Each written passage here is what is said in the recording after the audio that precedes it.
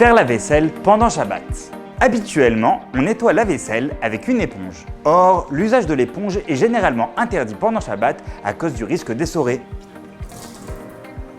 Comment laver la vaisselle pendant Shabbat? L'idéal, c'est d'utiliser une brosse avec des poils suffisamment espacés ou bien une éponge fabriquée à partir de fibres synthétiques non absorbantes. Si on n'en a pas, on peut aussi utiliser un sac en plastique comme ceci. On ne peut pas utiliser une paille de fer, bien qu'elle soit non absorbante, car on risquerait de lisser les parois de l'ustensile, ce qui est aussi interdit pendant Shabbat. Une dernière remarque, on ne fait la vaisselle que pour les besoins des repas du Shabbat et pas pour le lendemain. Donc le vendredi soir, je peux laver la vaisselle dont j'aurai besoin le lendemain.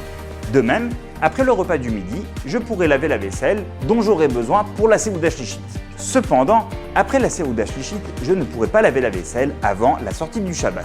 Par contre, s'il y a trop de vaisselle sale et que ça dérange énormément parce que je n'ai pas assez de place pour l'entreposer, il sera permis de laver la vaisselle en l'honneur du Shabbat. Cependant, même vers la fin du Shabbat, il sera permis de laver des ustensiles dont on a généralement besoin, comme des verres, sauf s'il est certain qu'on n'en aura pas besoin. Faire la vaisselle le Shabbat, c'est facile.